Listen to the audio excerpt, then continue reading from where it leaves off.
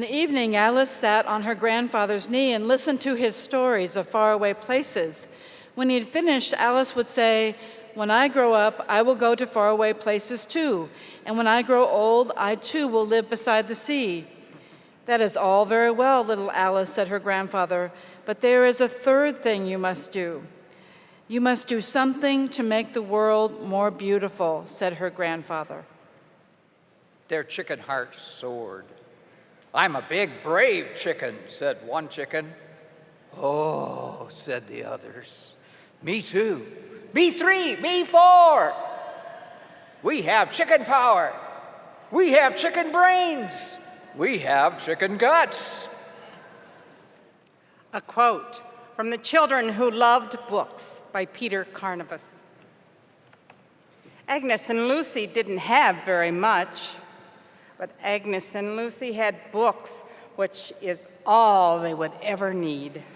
My name is Clint Tweetball, and I am a member of the Bishop's Poverty to Opportunity Task Force. I hope that these lines from books that you heard stirred something within you, and perhaps you remembered a line from a book that you have heard in the past. I want you to think for a moment about who helped you to learn how to read. Who helped you to learn to read when you were a kid? Who brought books into your life? Where did you sit and read? Do you still have a favorite place to sit and read? If you were a child lucky enough to have an adult in your life that showed their love for you through reading, I guarantee that it had an impact on your life, then and now. Reading has the power to change a child's story. We'll come back to why reading is so important and why we're talking about it soon, but first, we as a task force want to say thank you. Thank you to the Iowa Annual Conference for voting a year ago to create the Bishop's Poverty to Opportunity Task Force. The motion asked for the task force to do 4 things: to examine programs which engage people of faith in hands-on activities, creating opportunities for those experiencing economic poverty, to explore statewide strategic partnerships, to determine funding needs, and to recommend to the 2015 annual conference a statewide program through which communities of faith will have a transformative impact on urban and rural poverty. We see a church with such great kingdom potential. We lived into some of that potential with Imagine No Malaria. Now we want to keep building on that good work by helping struggling children right here in Iowa. We want to do another great thing together all across the conference. We want it to be something you can start small with and get so fired up about that you allow God to use you and to grow it into something transformative. Finally, we also believe that when something is transformative, it combines charity with action and justice. It isn't just about giving money. We've got to get involved and know kids' stories so that we can have our hearts strangely warmed, so that we can sit and look into the eyes of kids and see Christ looking back at us, calling us to risk more, to do more. With all of those thoughts in mind, we began talking and dreaming. We looked at a lot of issues that we could focus on. We looked at hunger and parenting. We looked at helping children of immigrants, a living wage campaign, and more issues. Where do we start? How do we do more than put our finger in a leaking dam? How do we change a child's trajectory from one of generational poverty to one of opportunity? How do we change a child's story? Ultimately, the committee decided that our focus should be on reading. Why reading? Let us show you.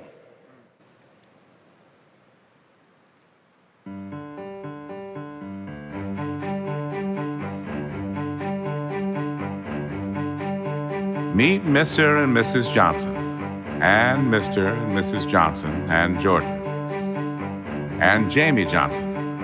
2 beautiful babies born on the very same day. Each baby has a good chance of landing in a good place in life, as long as one of them doesn't lose the zip code lottery.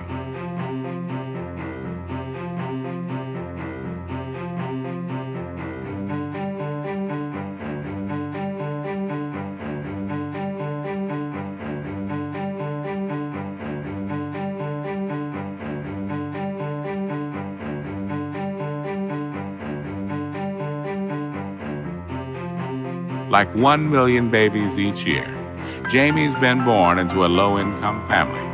And since Jamie's mom lacked access to good prenatal care, Jamie is much smaller than Jordan. And since they won't have access to brain-developing activities found in high-quality childcare, low-income children like Jamie will be 2 times more likely to experience developmental delays. It probably won't surprise you that by their 3rd birthday, Jamie's been exposed to a lot fewer words than Jordan. A whole lot fewer.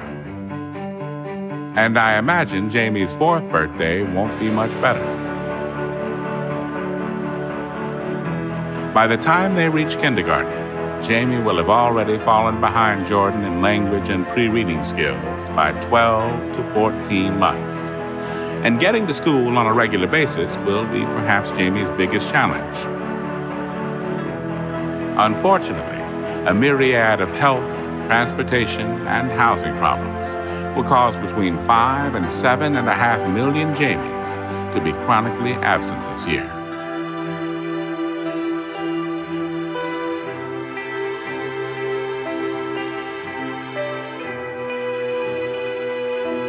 But with summer right around the corner, you'd think Jamie would have plenty of time to catch up with Jordan then. Sadly, summer presents new challenges for Jamie. A mountain of challenges. You see, every summer, Jordan's learning will evolve by a month because of access to libraries, field trips, and camps, while Jamie will lose 2 months of school learning every summer because good habits such as reading haven't been reinforced. By the time they reach 3rd grade, Jamie will be between 2 and 2.5 school years behind Jordan in critical reading skills.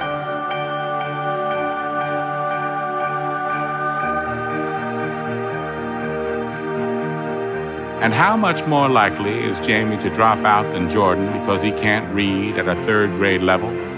13 times more likely, and the results of which are frankly catastrophic.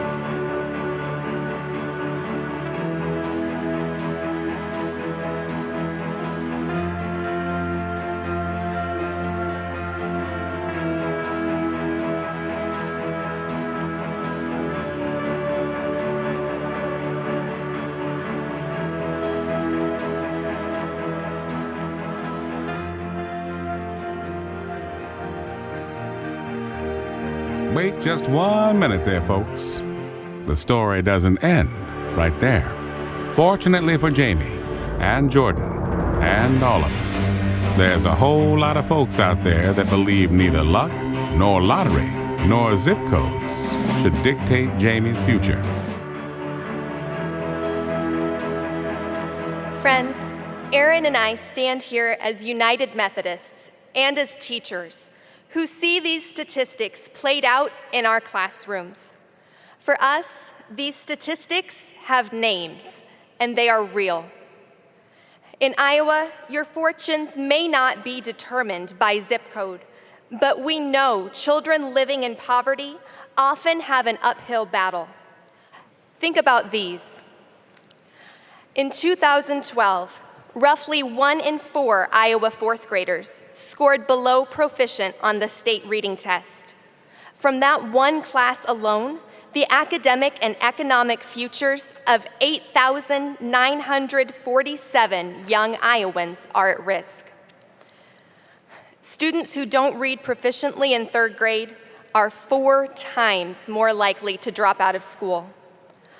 And a Harvard University study ranked Iowa last in improving reading scores over the past 19 years among 41 states.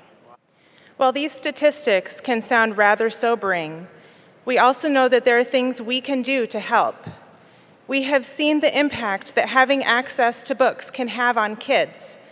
We have seen how just one caring adult spending a couple hours a week helping a child learn to read can change a child's story. That is why today we as a task force are calling on all United Methodists throughout the state of Iowa to step up in just 2 simple ways so you can make a difference. We are calling on you to give books and give time. Let's talk for a moment about giving books. We know that simply having books in a home has a huge impact. Most kids, if they have books around, will eventually pick them up and check them out, even if their parents aren't actively reading to them. We also know that we, as United Methodists, are a people of the book, and we understand the power of a good story.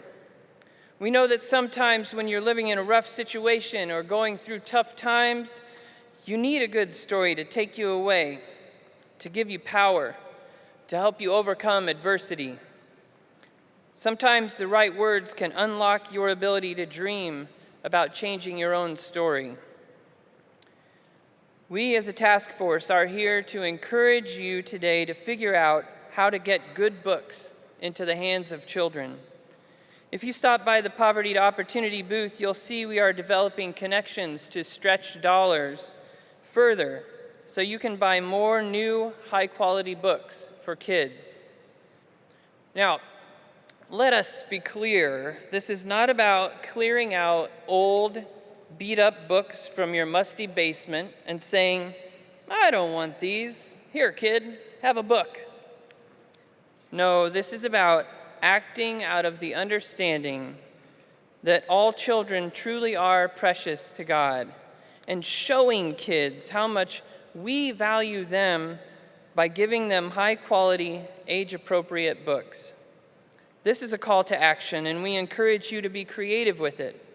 Do a photo booth at your church as part of a book drive. Build a little free library in your church or at a local playground and stock it with books for kids so they can have access 24/7. Call your local school and ask them how to get books to children who need them. You might be surprised where this leads. This is your call to be extravagant in your giving of books, and then to spread the word. Put what you're doing out there for others to see. Get in touch with us and share what you're doing so the movement can grow. Yesterday, the bishop challenged us to love the people. Today, we want to encourage you to love the children. How do we want you to love them? Well, one way is by giving books to kids that are struggling to read. Today, we want to announce that the United Methodist Church in Iowa is committed to helping every child read at grade level. And so in the next year, we want to call on United Methodists in every county in Iowa to get books into the hands of kids that are struggling to read. We know there are more than 800,000 kids under the age of 10 that are or will be struggling to read at grade level.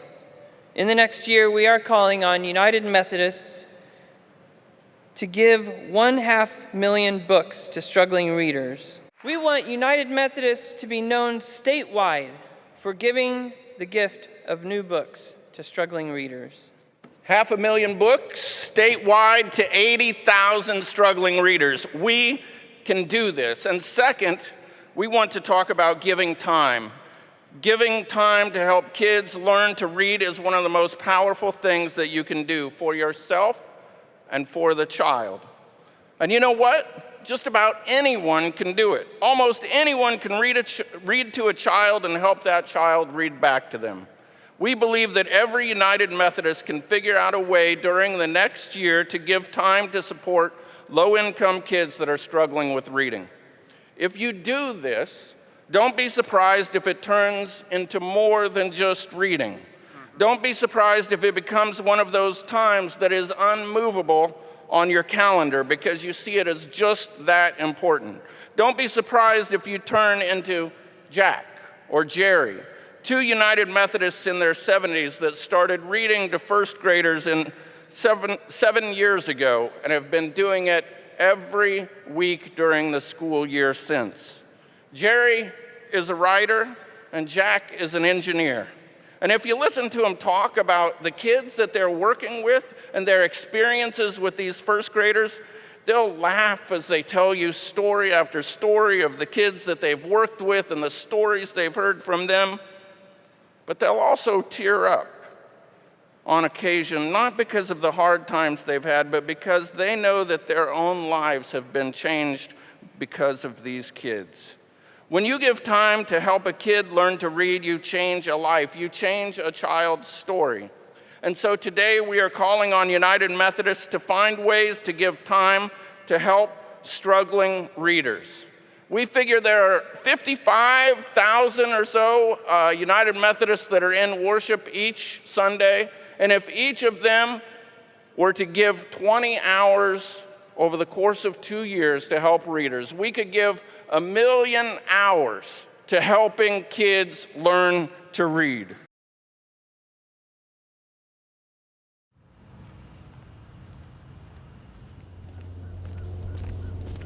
So few people anymore will crack open a book. And there's no reason to. You can find just about anything you need online. But there's something about the experience of going through a book that I think has some value.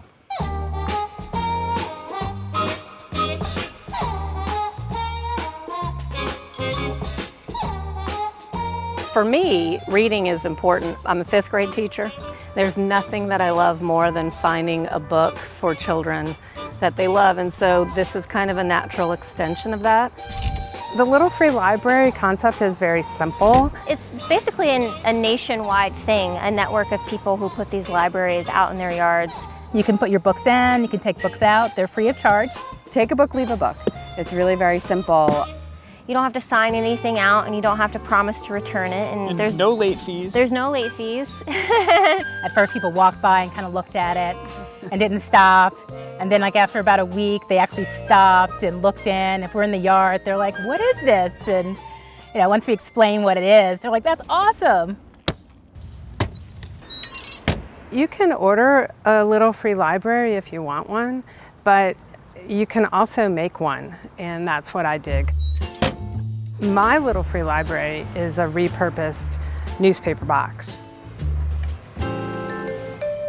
We had heard about Little Free Libraries a while back, and we had seen a few for sale. Unfortunately, we didn't really want to spend money on it, so we were able to find some things in our own garage and in the neighborhood that allowed us to build this one.